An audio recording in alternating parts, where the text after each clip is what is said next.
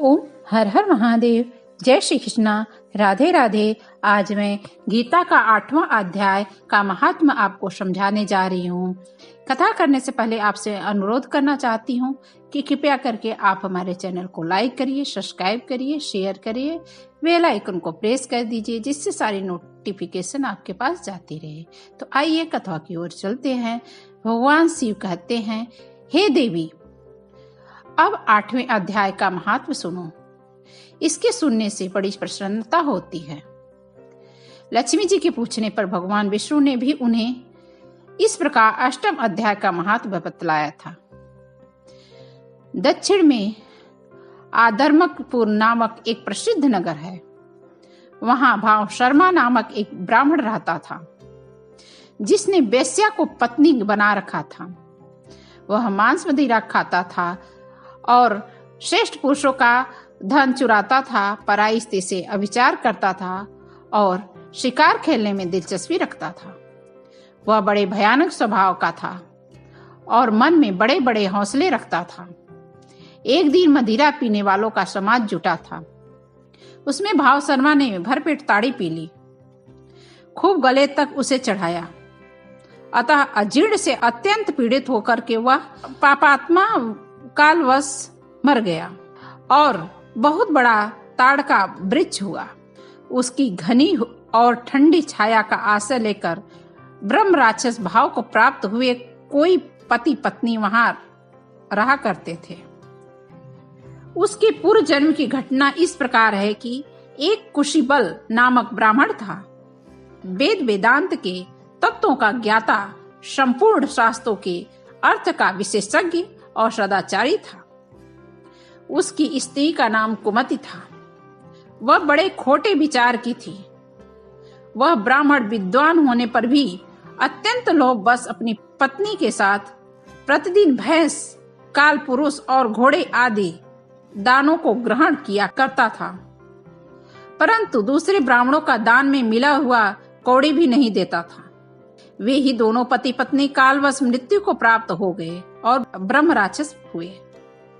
वे भूख और प्यास से पीड़ित हो इस पृथ्वी पर घूमते हुए उसी ताड़ के आसपास आए और उसके मूल भाग में विश्राम करने लगे।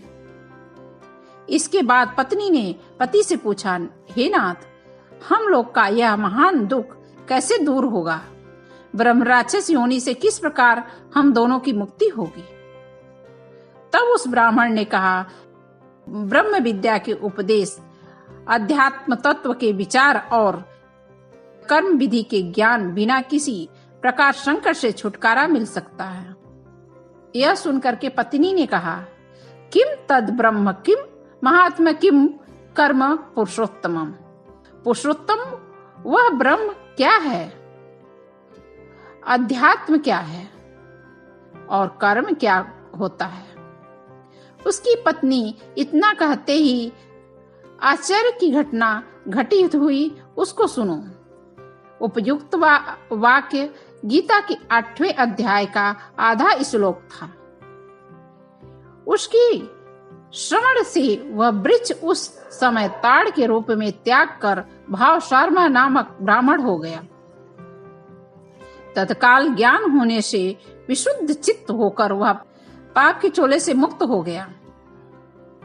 उस आधे श्लोक के ही पाप महात्म्य से वे पति पत्नी मुक्ति को प्राप्त हो गए।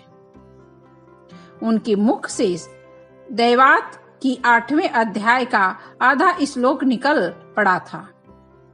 तदंतर आकाश से एक दिव्य विमान आया और वे दोनों पति पत्नी उस विमान पर आरूढ़ होकर के स्वर्गलोक को चले गए। वहां का यह वृत्तांत अत्यंत आश्चर्यचकित था। उसके बाद उस बुद्धिमान ब्राह्मण भाव शर्मा ने आदर पूर्वक उस आधे श्लोक को लिखा और देव जनार्दन की आराधना करने की इच्छा से वह मुक्तिदायिनी काशीपुर नगरी में चला गया। वहां उस उदार बुद्धि वाले ब्राह्मण ने भारी तपस्या आरंभ की। उसी समय क्षीर सागर की कन्या भगवती लक्ष्मी ने हाथ जोड़ करके देवताओं के भी देवता जगतपति जनार्दन से पूछा, नाथ आप सहसा निद्या त्याग करके खड़े हो गए हो। श्री भगवान बोले, देवी, काशीपुर में भागीरथ के तट पे बुद्धिमान ब्राह्मण भाव शर्मा मेरे भक्ति रस से परिपूर्ण होकर के अत्यंत कठोर तपस्या कर रहा है। वह अपनी इंद्री के बस में करके गीता के 8वें अध्याय के आधे श्लोक का जप करता है। मैं उसकी तपस्या से बहुत संतुष्ट हूँ। बहुत देर से उसकी तपस्या के अनुरूप फल का विचार कर रहा था। प्रिय, इस समय वह फल देने को मैं उत्कंठित हूँ। पार्वती जी ने कहा, भगवान श्री हरि सदा प्रसन्न होने पर भी जिसके लिए चिंतित हो उठे थे, उस भगवत भक्त भाव शर्मा ने कौन सा फल प्राप्त किया? श्री महादेव जी बोले, देवी, जिस श्रेष्ठ भाव शर्मा प्रसन्न हुए, भगवान विष्णु के प्रसाद को पा करके अत्यधिक सुख भोग करके मोक्ष को प्राप्त हुए तथा उसके अन्य वंशज भी जो नरक यातना में पड़े थे, उसी के शुद्ध कर्म से भगवत धाम को प्राप्त हुए। पार्वती, यह 8वें अध्याय का महत्व थोड़े में ही तुम्हें बतलाया है, इस पर सदा विचार करना। तो आप लोग भी इस 8वें अध्याय को श्रवण किए हैं, इस पर आप भी विचार कीजिएगा कि यह 8वां अध्याय कैसा लगा। यदि 8वां अध्याय गीता का अच्छा लगा हो, महात्मा अच्छा लगा हो, तो आप हमारे चैनल पे बने रहिए और अगले अध्याय के लिए आप तत्पर रहिए, जिससे कि आने वाली हमारी गीता का 9वां अध्याय आप श्रवण कीजिएगा। और कमेंट में जय श्री कृष्णा, राधे राधे लिखना न भूलें। ओम हर हर महादेव।